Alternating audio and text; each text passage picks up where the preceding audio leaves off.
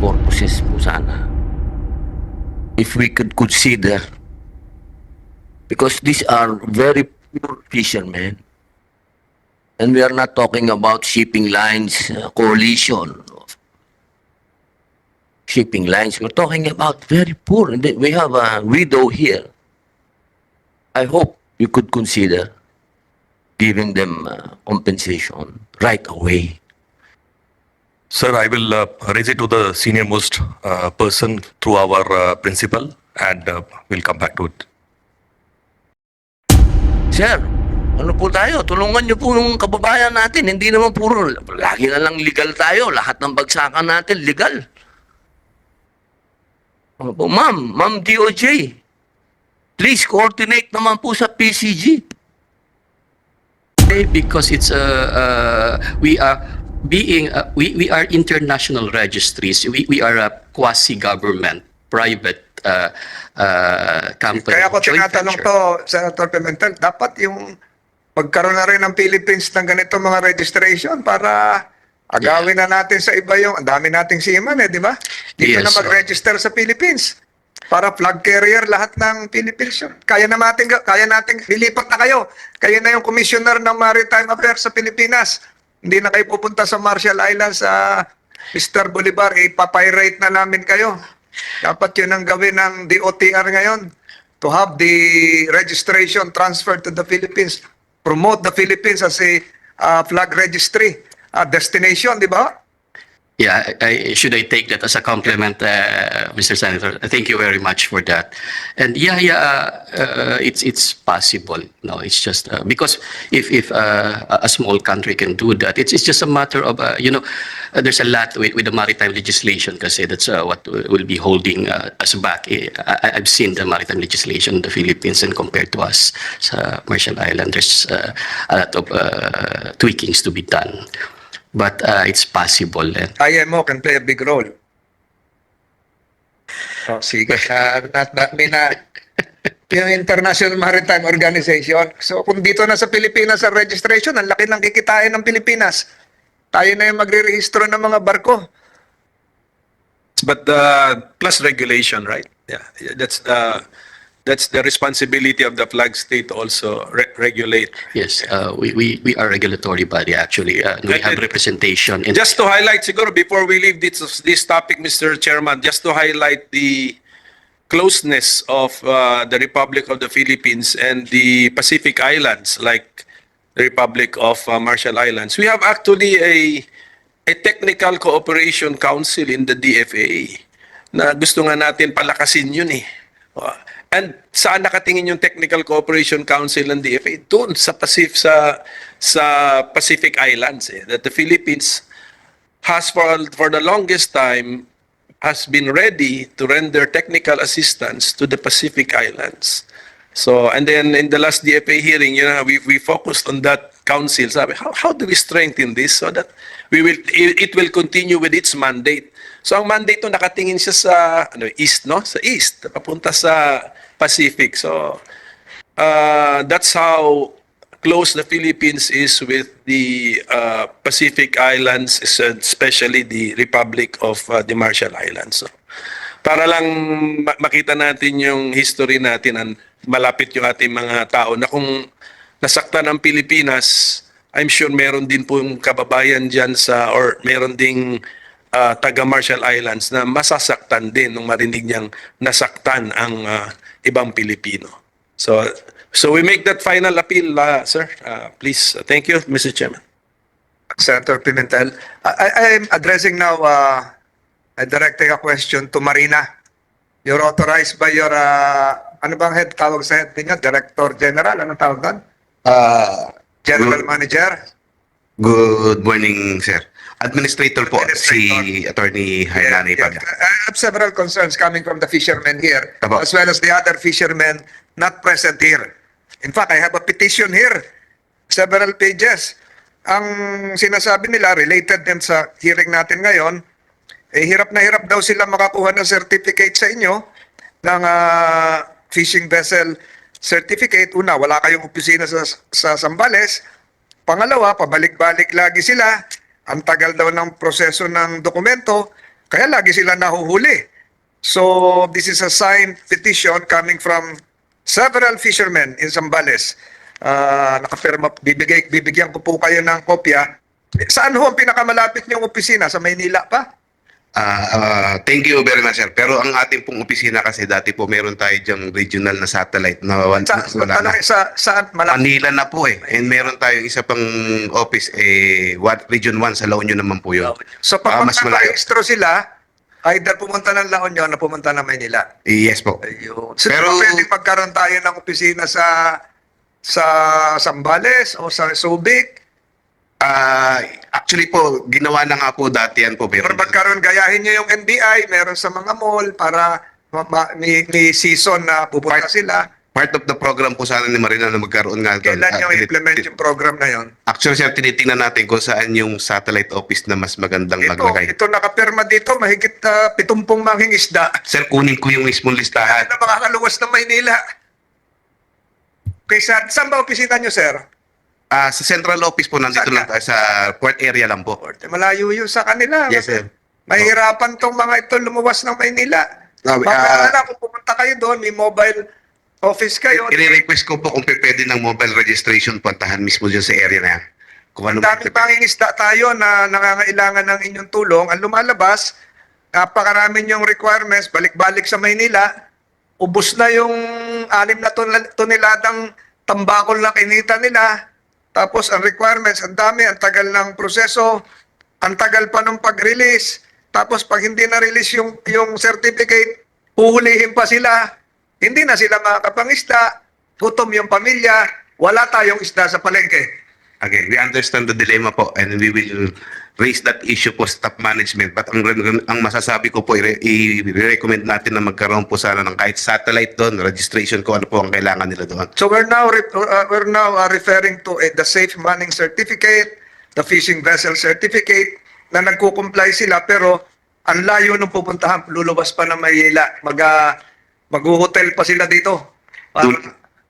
Duly noted, sir. Again, i-refer po namin kung pwede natin mai-process yan sa on-site sa region po mismo, satellite kung pwede. Nagawa niyo na ba yung satellite office? Meron po tayong may mga satellite offices dati po, kaya lang sabi ko nga, hindi po. Sa lugar na yan, dati po meron tayo sa Clark yata po yun, kung di ako nagkakamali. Pero naisarado na po eh.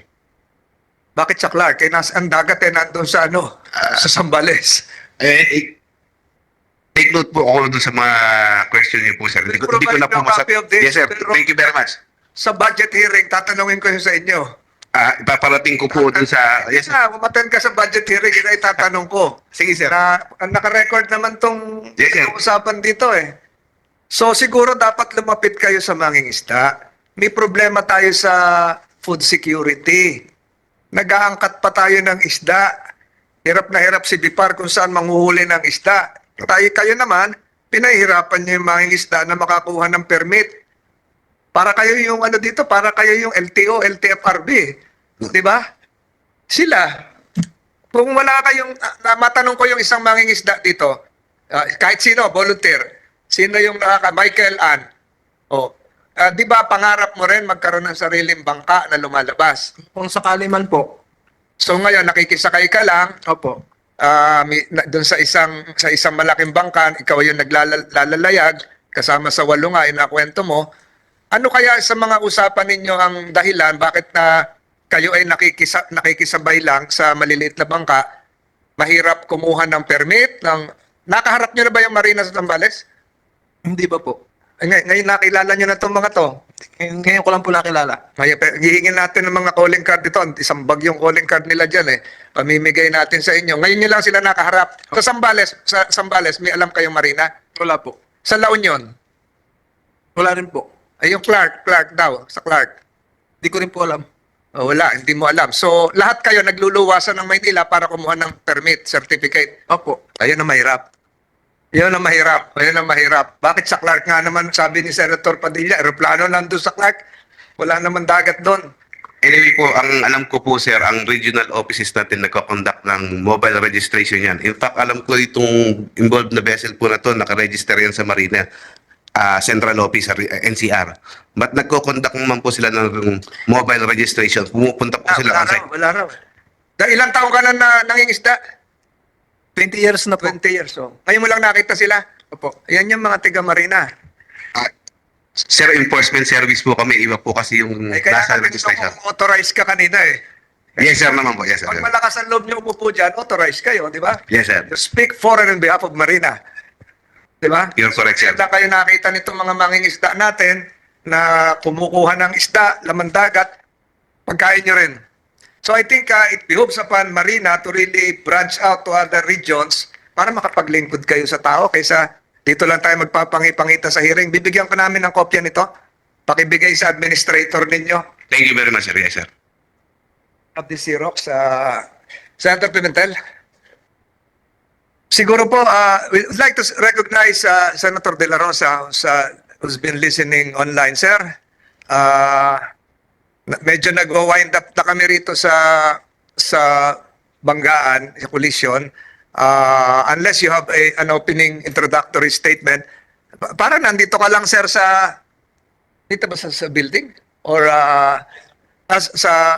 but you have an official seal. Senator De La Rosa, you have the floor. Technical, walang sound.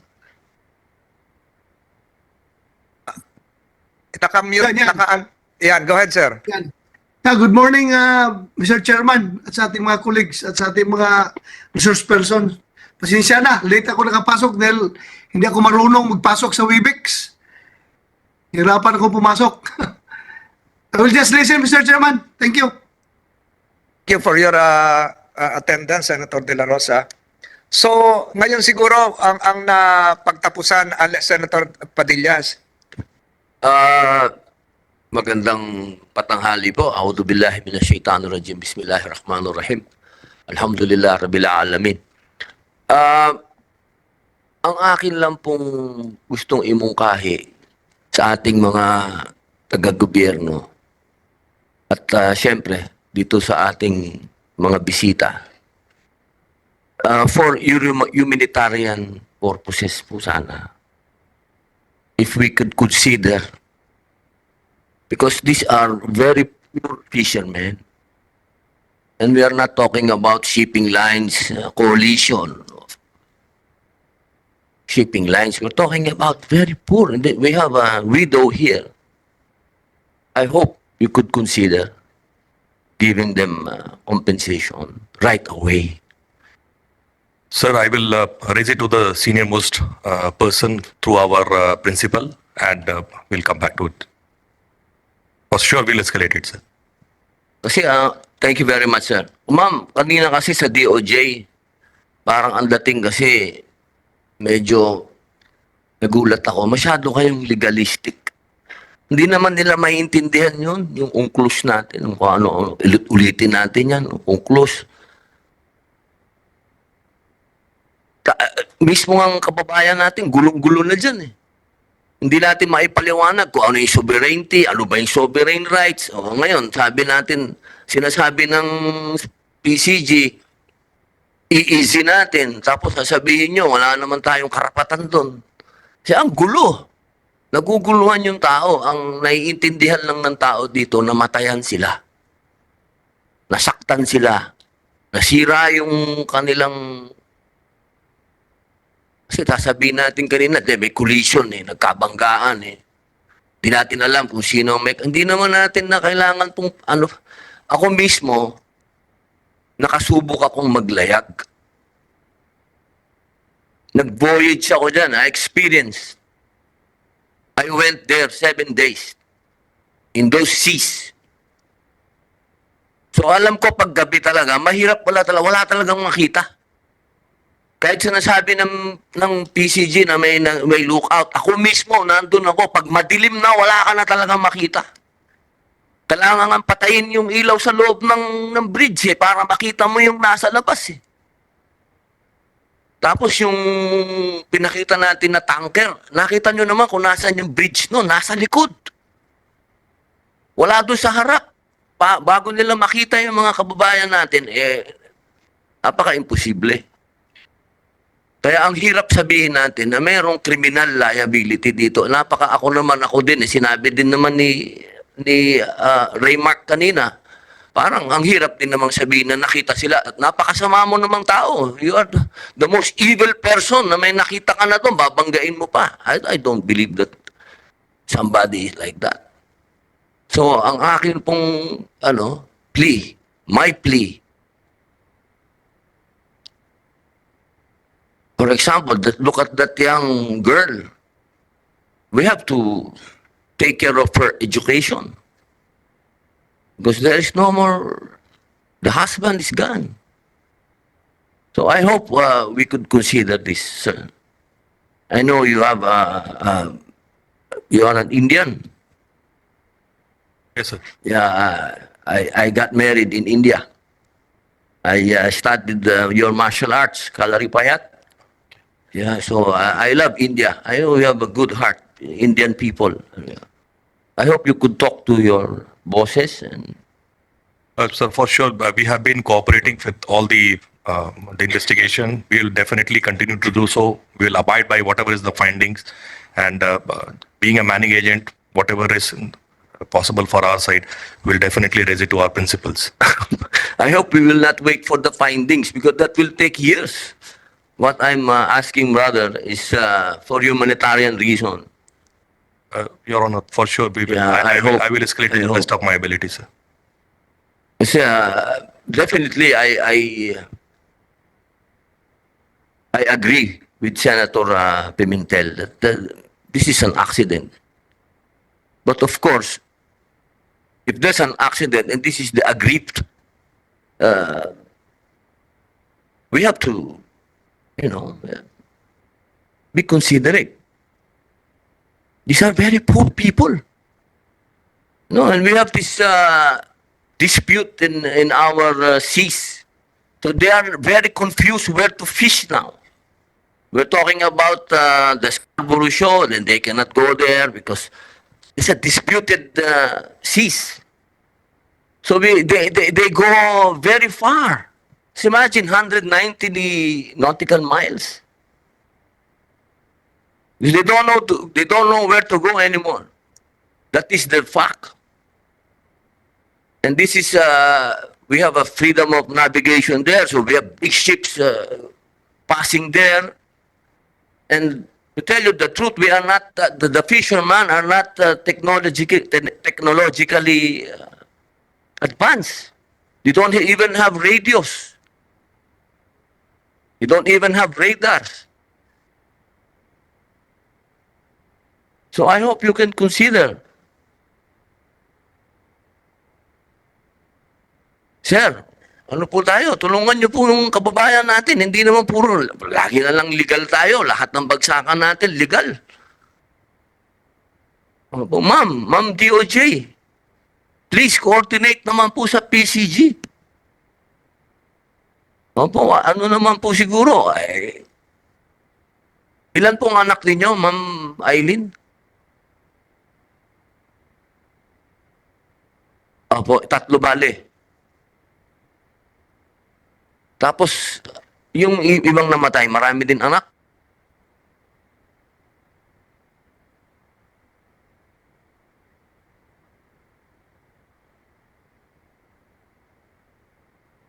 Oh, see, 5 kids. 3 kids, 5 kids. All babies. 3. 3. I hope you could consider. If we will wait for the court to decide, this will take years. The collision is about a big ship and a very obsolete fishing vessel. So I hope, Sir, Pilipino ka, boss. Masyado tayong kawawa dito. Masyado tayong kawawa. Sana naman ano naman ninyo. Kahit konting pagtingin nga, sabi nga sa salita natin, boss, konti lang. Ano naman.